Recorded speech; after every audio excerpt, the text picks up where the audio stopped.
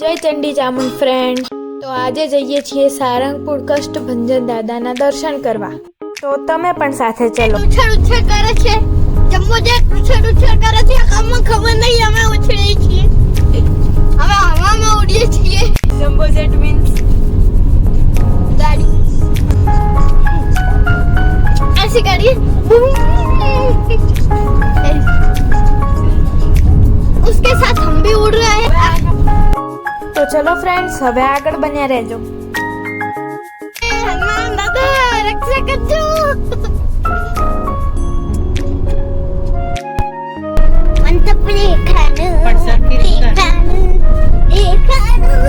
હવે ભાઈલુને કંઈક દેખાયું છે, તો એ નવા સ્ટાઇલનું હનુમાન ચાલીસા ચાલુ કરી દીધી છે. તો શું દેખાયું ભાઈ?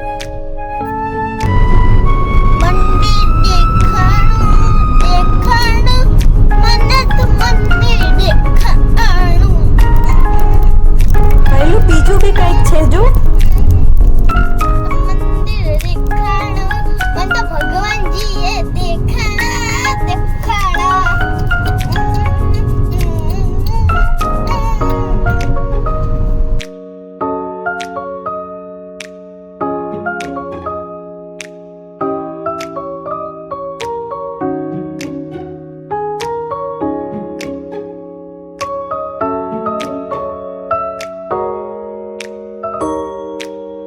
ફ્રેન્ડ્સ, અમે અહીંયા પહેલી વખત જઈએ છીએ. તમે અહીંયા દાદાના દર્શન કરવા આવેલા છો તો જય કષ્ટભંજન દાદા કોમેન્ટ કરજો. અમે આ જોયું નથી તો અમે ગૂગલીનો સહારો લઈ રહ્યા છીએ. તમે પણ સાંભળો એનો અવાજ. હમણાં ગૂગલી કંઈક બોલશે, સાંભળો તમે. Toward Kashbhanjan Dev Tower Road. In 500 meters, turn left.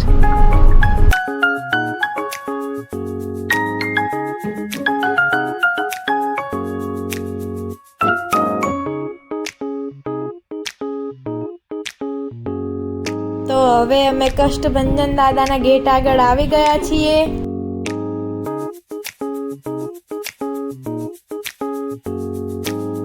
અને હવે અમે એન્ટર થઈ ગયા છીએ.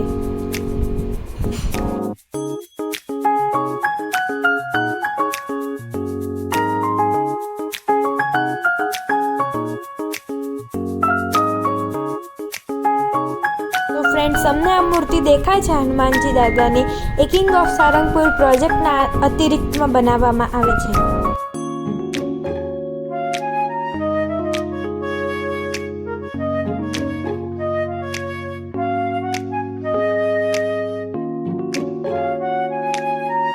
ફ્રેન્ડ્સ, આ છે કિંગ ઓફ સારંગપુરનો દૂરથી વ્યૂ.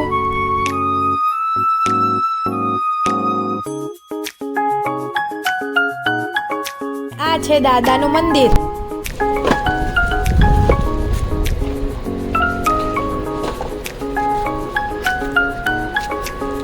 તો ફ્રેન્ડ્સ, હવે આવી ગયા છીએ કષ્ટભંજન હનુમાનજીના દર્શન કરવા. એમની ધજા ફરકી રહી છે, તો હવે જલ્દી દર્શન કરવા જઈએ. આરતી લેવાનું છે. જો આરતી લેવાનું સેટ થાય તો આરતી લઈએ, પણ જો બહુ ભીડ થઈ જાય, કારણ કે આજ શનિવાર હનુમાનજીનો દિવસ, એટલે બહુ બધા સંખ્યામાં અહીંયા આગળ ભક્તો દર્શન કરવા આવતા હોય, તો ચલો તમને બી દર્શન કરાવીએ કષ્ટભંજન ભગવાન.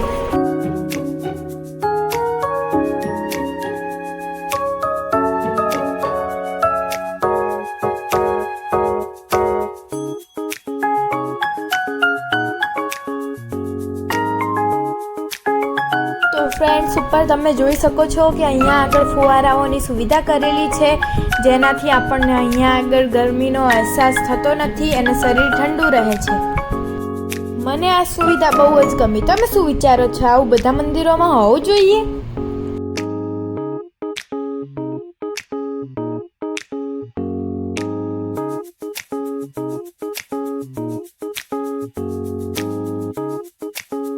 તો આ દાદાના મંદિરનો નજીકથી વ્યૂ. ફ્રેન્ડ્સ, આ જુઓ, અહીંયા આગળ જેટલી મોટી તમે નોટ નાખશો એટલું તેલ દાદાને ચડશે.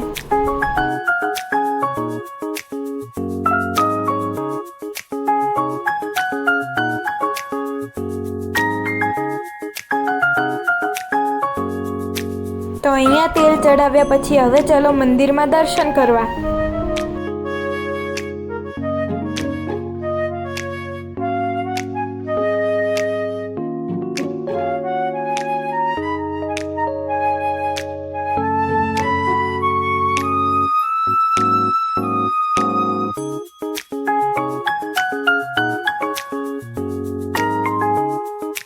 મંદિરની અંદર પ્રવેશતા જ ખૂબ જ શાંતિ અને ઠંડકનો અનુભવ થાય છે.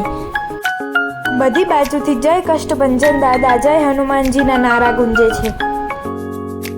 અર્થાત અહીંયા આગળ એકદમ ભક્તિમય વાતાવરણ છે.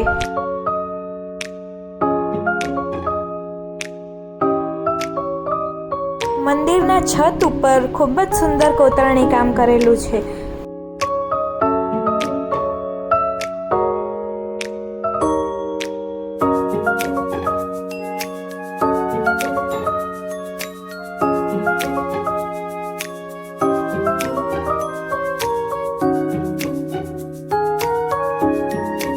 બોલો જય કષ્ટભંજન દાદા.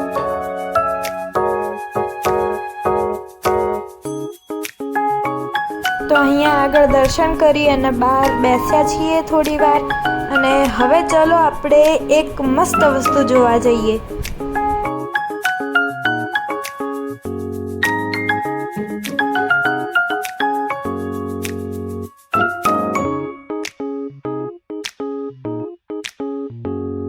અચાનકથી ભૈલુની એન્ટ્રી થશે. તો અહીંથી અમે શ્રીફળ લઈ લીધું છે, અને આ શ્રીફળનું શું કરવાનું આગળ બતાવું. જો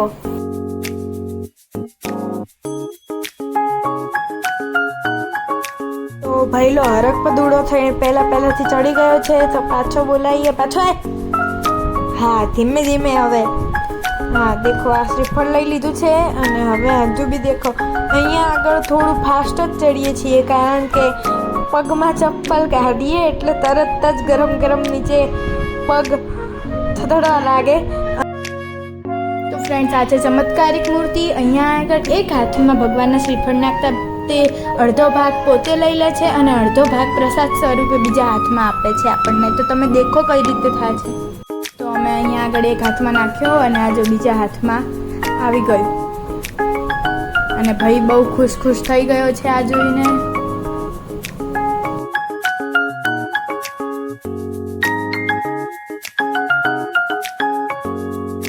અને આપણે સિંદૂરનું તિલક લગાવી લઈએ. મને જોઈને ભૈલુએ બી તિલક લગાવી લીધું છે. તો હવે અહીંયા આગળથી ચલો અને હવે જઈએ કોઈ બીજી જગ્યાએ, કારણ કે અહીંયા આગળ બહુ બધી ફરવાની જગ્યા છે, અને અમારે એક દિવસમાં જ બધું ફરી લેવાનું છે. તો હવે અહીંયા આગળ એક ધાર્મિક સ્ટોર જેવું છે. અહીંયા આગળ અંદર એસી હતી, તો અમને અહીંયા આગળ બહુ મજા આવી. અને અહીંયાથી ભૈલુએ લીધા છે આ 2 લોકેટ, જેની અંદર ગદા છે. તમે દેખો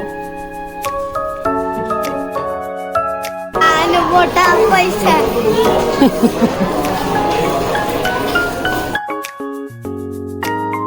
હવે પપ્પા ભૈલુને લોકેટ પહેરાવે છે. ભૈલું બહુ ઉત્સાહી છે આ લોકેટ પહેરવા માટે.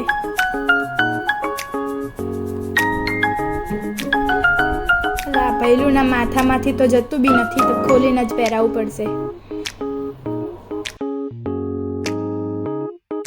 તો દેખો ભૈલુએ લોકેટ પહેરી લીધું છે હવે, અને સ્ટાઇલમાં ઊભો રહી ગયો છે.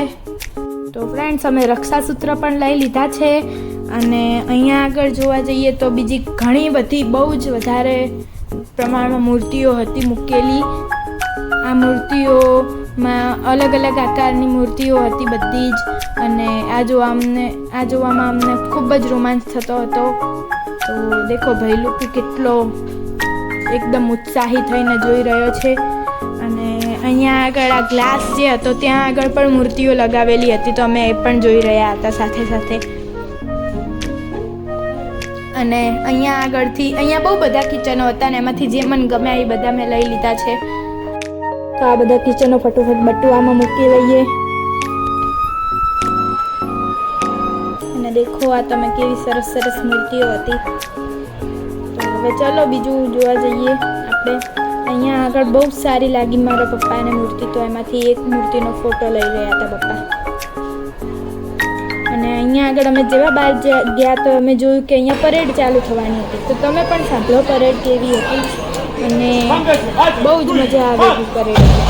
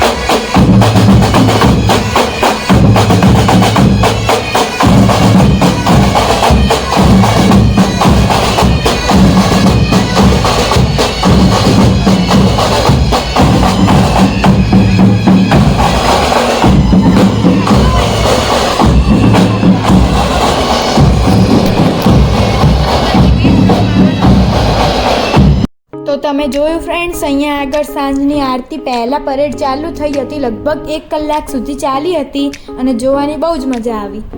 તો ફ્રેન્ડ્સ, અહીંયા આગળ શ્રદ્ધાળુઓ માટે 2 રોકાણ વ્યવસ્થા કરાવવામાં આવી છે. તો અહીંયા આગળ અમે જઈએ છીએ કે એ વ્યવસ્થા કેવી છે જોવા, અને એનો રહેવા માટે રૂમનો પ્રાઇસ શું છે એ પણ. તો ચલો હવે આપણે એ જોવા જઈએ.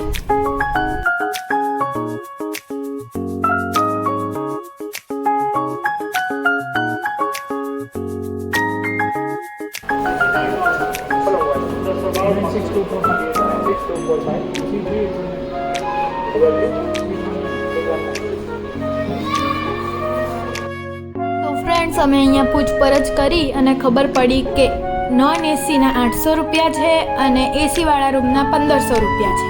તો અહીંયા અમારે બહુ જ ગરમી લાગતી હતી અમને, તો અમે એસીવાળો રૂમ ચૂઝ કર્યો છે.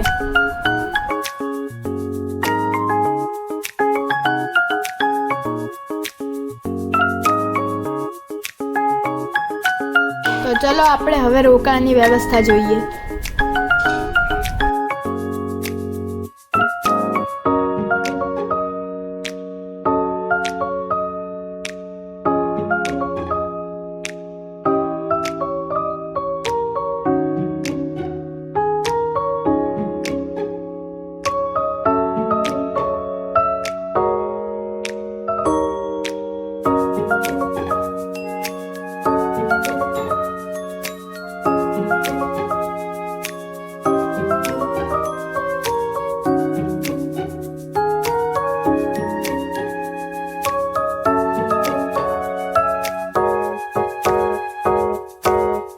લિફ્ટની પણ સુવિધા હતી અને સ્ટેર્સ પણ હતી, પણ અમે લોકો લિફ્ટથી જઈએ છીએ.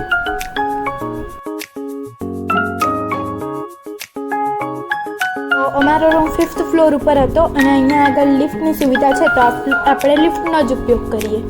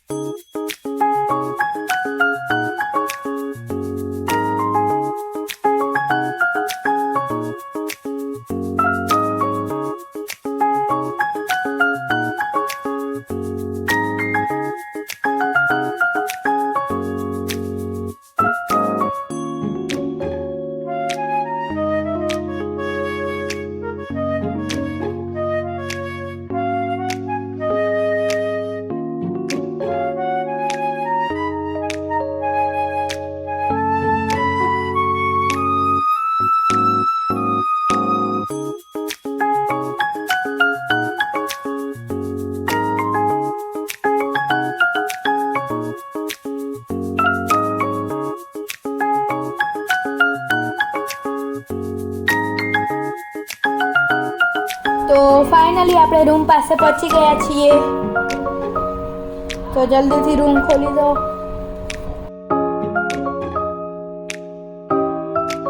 तो चलो खुल जा सिम सिम.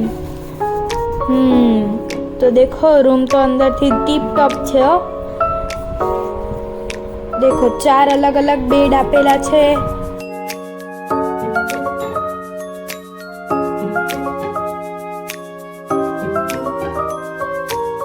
अंदर 2 पंखा અને 1 એસી છે. અને ફ્રેન્ડ્સ અહીંયા સાઈડમાં દેખો વોશરૂમ છે એન્ડ સામે આપણને મસ્તવાળા વ્યૂવાળી બાલ્કની આપેલી છે નાની એવડી. એન્ડ અહીંયા આગળ અમારી સાથે બીજું પણ કોઈ એક જણ છે. તો એ કોણ છે દેખો. સો ફ્રેન્ડ્સ અહીંયા આગળ તો ઇનકેસ જ આ ગરોળી અંદર આવી ગઈ છે. એ બી બહાર જ હતી, જેવી અમે બાલ્કની ખોલી એવી અંદર આવી ગઈ. એન્ડ આ રૂમ બહુ જ સરસ છે. અહીંયા આગળ આવો તો આ જ રૂમમાં રહેજો, એકદમ સસ્તામાં અને કષ્ટભંજન દેવના દરબારમાં રહો એવી જ ફિલિંગ આવે. અને અહીંયા નાની કીટ આપી છે. એન્ડ સો આ જ હતો આખી આપણી રૂમ ટૂર. એન્ડ હવે ચલો જલ્દી હવે બહાર જઈએ, કારણ કે અહીંયા આગળ બહુ બધી જગ્યાઓ છે. આપણે બહુ બધું ફરવાનું બાકી છે હજુ તો.